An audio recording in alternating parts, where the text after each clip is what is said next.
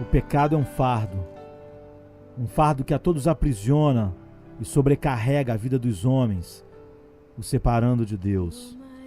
Quero falar para você que tipo de vida Deus nos dá para vencermos os pecados.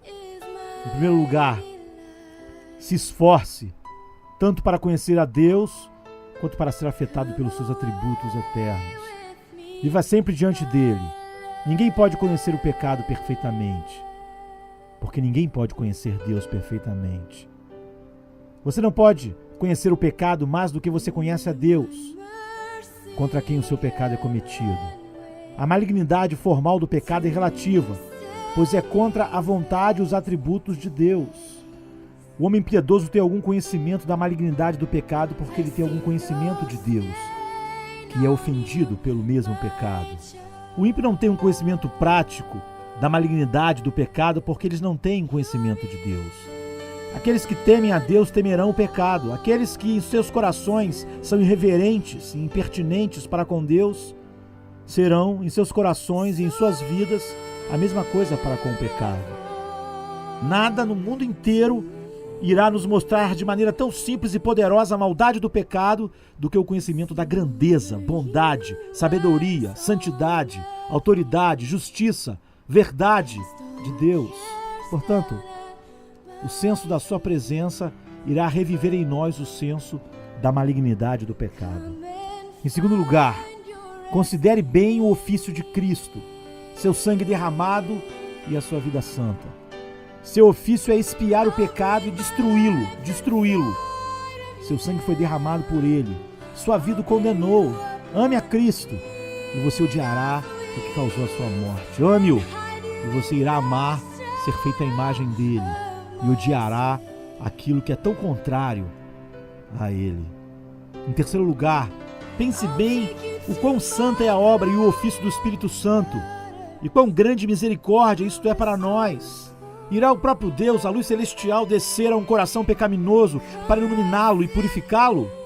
E ainda devo manter a minha escuridão e corrupção em oposição a essa maravilhosa misericórdia de Deus? Embora nem todo pecado contra o Espírito Santo seja uma blasfêmia imperdoável, tudo é ainda mais agravado por meio disso. Em quarto lugar, considere e conheça o maravilhoso amor e a misericórdia de Deus e pense no que ele tem feito por você e você odiará o pecado e terá vergonha dele.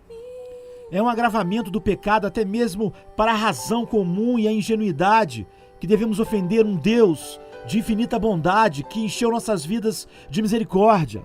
Você será afligido se você tem injustiçado um extraordinário amigo.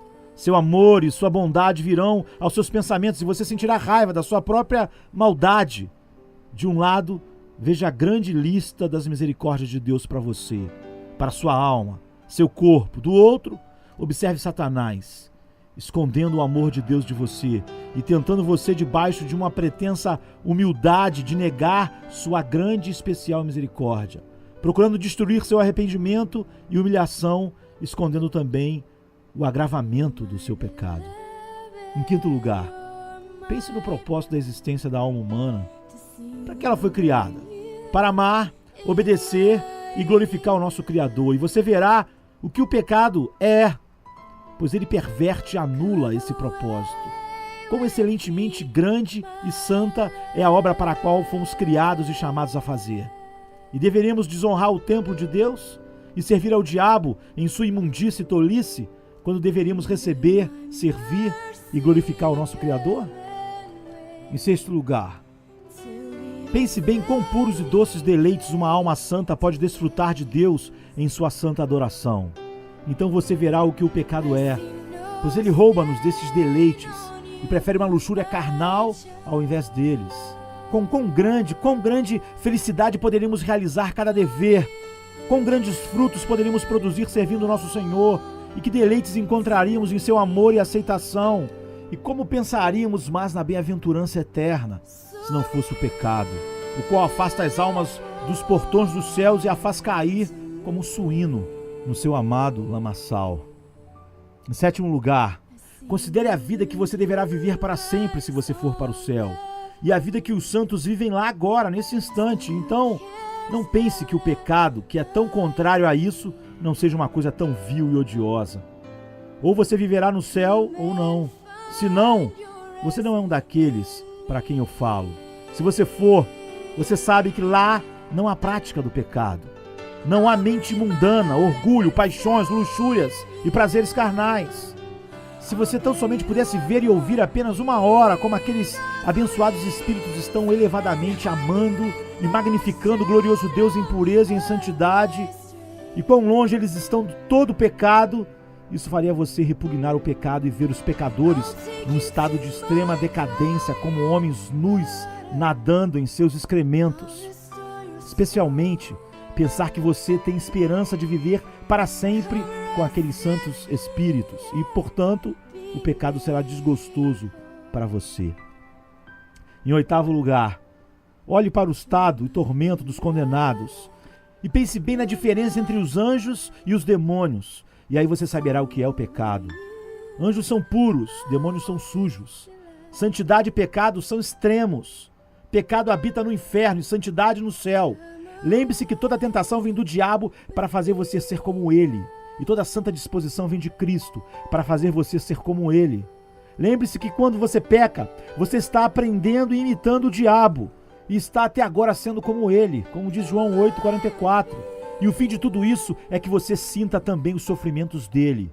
Se o inferno de fogo não é bom, então o pecado não é também.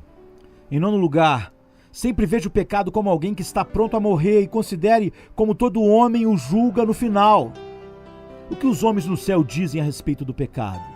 O que os homens no inferno dizem a respeito do pecado? E o que os homens à beira da morte dizem a respeito do pecado? E o que as almas convertidas e as consciências despertadas dizem? O pecado traz deleite e algo que eles não temem como é agora? Eles o aplaudem? Irão algum deles falar bem do pecado? Porém, todo mundo fala mal do pecado em geral agora, mesmo quando eles amam e cometem diversos atos. Você irá pecar quando estiver à beira da morte? Em 10º lugar, sempre veja o pecado e o julgamento juntos, nunca separados. Lembre-se que você terá que responder por isso diante de Deus, dos anjos e de todo o mundo, e você o conhecerá melhor. Em 11º lugar, olhe para a doença, a pobreza, a vergonha, desespero, podridão e morte na sepultura, e isso vai te ajudar um pouco a entender o que é o pecado. Estas são coisas que estão diante de ti e em seus sentimentos. Você não precisa de fé para entendê-las. E por tais efeitos, você poderá entender um pouco da sua causa. Em 12º lugar, olhe para algumas pessoas santas e eminentes sobre a terra e para o louco, profano e maligno mundo. E a diferença vai te dizer, em parte, o que é o pecado. Não há afabilidade numa pessoa santa e irrepreensível, que vive em amor para com Deus e para com as pessoas, e na alegre esperança da vinda de Cristo? Não é uma visão muito miserável o estado ímpio, louco, confuso, ignorante deste mundo? Não é isso tudo em que o pecado consiste? Embora a principal parte da cura seja fazer com que a vontade odeie o pecado, e isso é feito descobrindo sua malignidade, eu ainda adicionarei mais algumas orientações para a parte prática, supondo que o que já foi dito tenha causado algum efeito. Em 13º lugar, quando você descobrir a sua enfermidade e perigo, se entregue a Cristo como Salvador e médico da sua alma, e para o Espírito Santo como seu santificador, lembrando que Ele é suficiente e disposto a fazer o trabalho que Ele mesmo prometeu fazer. Não são vocês que devem salvar e santificar a vocês mesmos, mas aquele que assumiu fazê-lo e faz para a sua glória. Amém.